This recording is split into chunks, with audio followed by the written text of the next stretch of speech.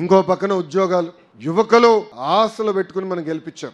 అందుకే మన ప్రభుత్వం అధికారంలోకి వచ్చిన తొలి సంతకం డిఎస్సి మనం పెట్టాం.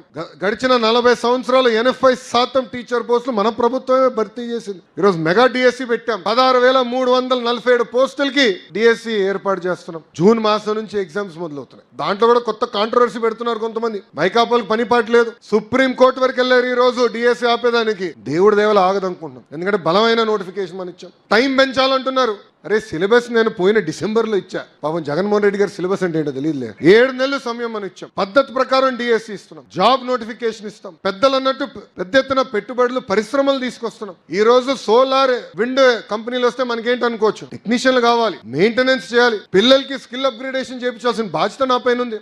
రేపు యజమానం కూడా చెప్తా, ఓనర్లకు చెప్తా, కంపల్సరీ లోకల్స్ కే మీరు ఉద్యోగం 100% ఇవ్వాలని. కంపెనీలు ఎందుకు తెస్తామండి?